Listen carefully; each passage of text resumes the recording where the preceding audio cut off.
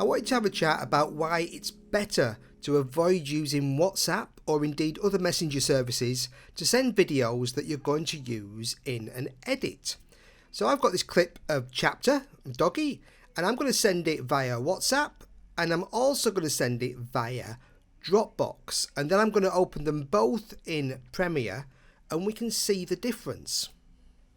So now you can see I've got the two files open in the Finder, and the one sent via Dropbox, well, that's 160 megabytes. The one I received through WhatsApp, well, it's not even a tenth of the size. It's just 6.8 megabytes. And you'll see this if I go into Premiere. There's my doggy. Okay.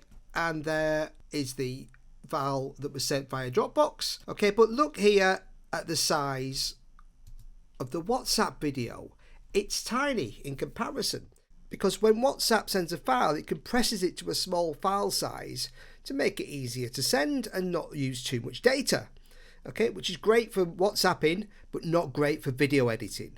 Okay, so always try and find a way to send your files not via a messenger service. You can use Dropbox, WeTransfer, Google Drive, iCloud, Mailbigfile. There's loads of ways out there to send your files so you don't reduce the file size. Thanks for watching.